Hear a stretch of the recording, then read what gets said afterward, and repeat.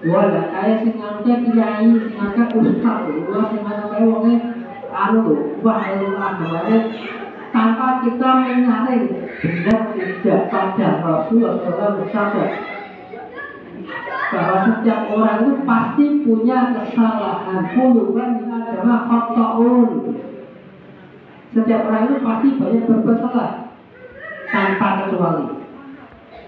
Yang tidak ada sama adalah Al-Quran dan ajaran Rasulullah SAW.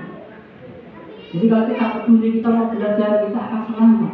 Tapi kalau kita cuma ikut-ikutan, wah, aneh, masjid ini kan yang kayak gini loh, ada kalah loh. Ini sudah tahu ada ketumbuhan loh. Wah, itu ketinggalan zaman loh. Ini Pak, padahal ya, di dalam surat Al-An'am itu ada ayat wa ayatuti asal al-hati yusibukan al-sabilillah. Jika kau mengikuti kebanyakan orang-orang di muka bumi, niscaya mereka akan menyesatkanmu dari jalan Allah. Coba pelajaran Al-Quran. Wa aksarohum layak belum. Wa aksarohum layak lamun. Wa aksarohum layak belum. Kebanyakan mereka tidak berpikir, kebanyakan mereka tidak mengetahui, kebanyakan mereka tidak beriman. Banyak nggak kata-kata itu?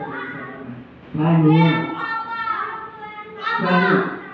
Apakah kita akan mengikuti perkataan orang banyak dibandingkan dengan mengikuti Al-Quran? Ada yang itu tidak sebenarnya dengan Rasulullah. Jadi sekali lagi amal soleh ini harus kita kembalikan kepada bagaimana Nabi kita Muhammad SAW mengajarkan kepada kita. Jadi salah satu langkah untuk mentasbih atau memurnikan Islam.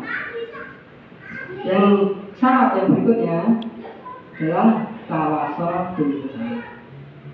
Tawasul billah ini apa? Dakwah. Di selesai tawasul bahwa tawasul billah ini adalah dakwah. Jadi setelah kita beriman, kemudian melakukan amal soleh, kemudian mengajak orang lain untuk melakukan amal soleh. Berdakwah ya. Berdakwah itu kan berat ya. Berdakwah itu harus belajar pertama-tama. Berdakwah itu harus menguasai ilmunya. Mana yang harus sampai lebih dahulu, mana yang harus tunda dulu. Nah, apa saya bisa sekarang ini? Semua umat Islam itu adalah dai. Semua umat Islam adalah dai. Lah dai piye aku sing ora dakwah apa ora dakwah ke. Panjenengan ketika dengar adzan, kemudian pas keluarga lihat televisi, adzan TV dipakai sik, apa enggak? Dakwah. Kesadaran dipakai sik, persiapan sholat, ini sudah dakwah. Ke keluarga. Nah, terus dalam masyarakat kira-kira bisa enggak? Bisa. Dengan ada di masjid kita berangkat bawa motor mungkin biar tetangga dengar. Kita lihat depan orang, kita kegiatan orang masjid, jalan enggak? Dakwah. Sudah dakwah. Ini sudah ajak orang untuk ayo sudah dipanggil Allah kita ke masjid. Mampu enggak Pak ini? Sangat mampu. Jadi kalau kemudian istilah dakwah ini cuma dibebankan kepada para ustaz, para mubalik, para dai, salah. Semua umat Islam itu adalah dai. Dai dengan kapasitas masing-masing. Ya, dengan ilmu kita Pak ya. Ya, ilmu kita masa ada sih orang Islam yang nggak tahu kalau itu wajib apa ada? Kan nggak ada. Ya. Sekarang kalau kita ajak tetangga kita, teman kita musafir, kayak wajib. Dakwah. Dan ini bisa dilakukan orang-orang. Semua umat Islam bisa. Bisa orang Islam. Ini anu iki. Wis wayahe arep wayahe arep korban. Iki lumpuh-lumpuh. Duit mungkin oke. Kok ya ramah umroh. Dakwah. Itu semua adalah bagian daripada dakwah. Jadi yang ketiga adalah syarat yang ketiga. Bukan hanya kita melakukan diri kita, tapi juga kita berusaha untuk mengajak orang lain melakukan ketaatan kepada Allah Subhanahu wa Ta'ala. Syarat yang keempat adalah tawasul uswah, saling menasihati di dalam kesabaran. Dan bagi para ulama mengatakan kesabaran di sini juga adalah kesabaran adalah gangguan ketika kita berdakwah. Ketika kita berdakwah itu berat dari kaki depan itu, mari kita mungkin. Dan gangguan itu sesuai dengan tingkatan dakwah kita. Kalau mungkin kita dakwahnya ya tadi ya, kita lewat masjid bolak-balik paling ya gangguan itu biasa nih. Ya anu ya, mau pulang itu yang masjid, paling wabu. Berarti Rasulullah wabu ya, ini setiap orang yang berdakwah pasti dapat gangguan. Semakin tinggi tingkatan dakwah, semakin besar tingkatan dakwahnya, akan semakin besar pula gangguannya. Bahkan salah satu guru dari Imam Syafi'i yang namanya dia itu mengatakan, kalau kamu melihat jalan dakwahmu itu lempeng lurus tanpa gangguan, tengoklah ke belakang, pasti ada yang salah dengan dakwahmu. Ini kata siapa? Ini Syafi'i. Jadi kalau kita dakwah lempeng enak, tidak ada gangguan sama sekali, tahu-tahu orang berbulan, dulu kita turun lagi, pasti ada yang salah dengan dakwah. Kok bisa? Kira-kira kalau kita dakwahnya di atas kebenaran, setan apa? Kira-kira setan mau membiarkan apa? Gak akan membiarkan. Baik setan dari kalangan jin, setan dari kalangan manusia, semua akan bersama untuk membentuk dakwah tersebut. Tidak mungkin. Nggak ada setan menunggu itu dengan bisa berkafe setan lagi kacau. Maka setan ini ngajak orang ke neraka. Sementara dakwah yang kebenaran yang mengajak orang ke surga. Bagaimana? Kita mengajak ke surga, mengajak orang itu Allah. Surga ini yang mempunyai Allah. Jadi kalau kita tidak dapat ridhonya, ya kita tidak akan ketemu surga. Bagaimana surga yang pemiliknya saya tidak ridho sama kita. Sekarang ini tentang dakwah ini, pasti ya. Ketika kita dapat gangguan, maka 3 ilmu sabar yang kemarin kita pelajari harus kita terapkan.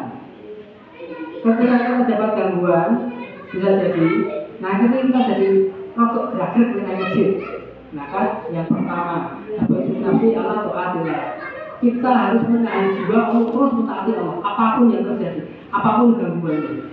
Berusaha semampu kita menjalankan kata Allah, semampu kita untuk melaksanakan apa yang Allah perintahkan.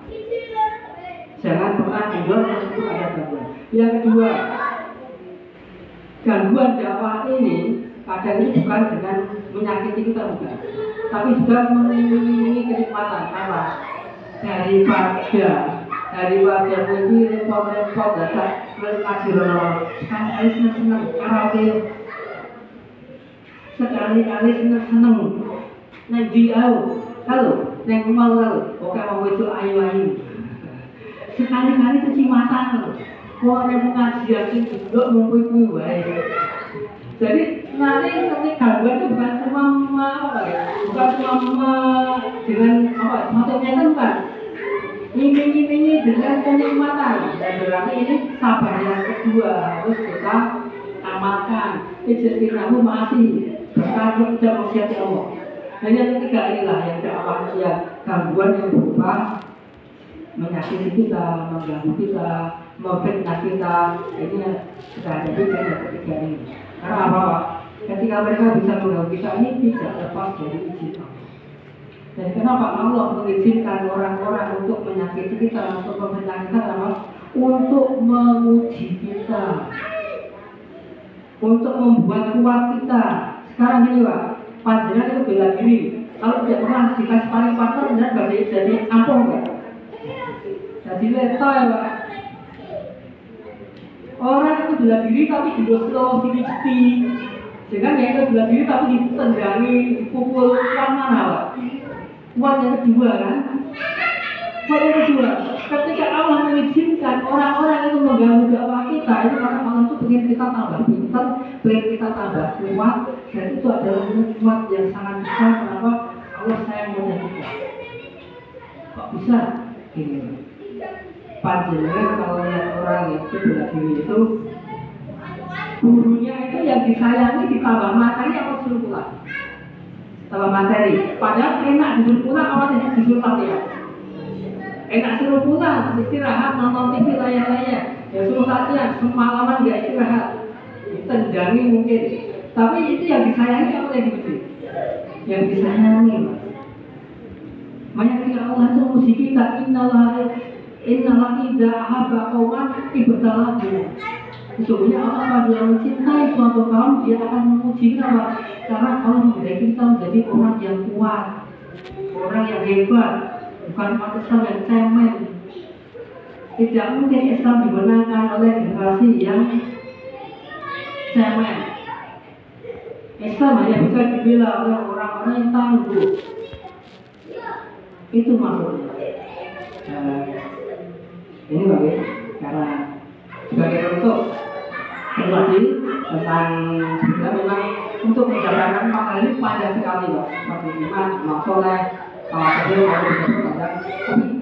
singkatnya seperti itu singkatnya, dan mudah-mudahan apa yang saya sampaikan ini bisa bermanfaat untuk saya sendiri dan juga bisa bermanfaat kemudian orang lain untuk pandangan yang lain. Wa aku qawli wa sallallahu Assalamualaikum warahmatullahi wabarakatuh.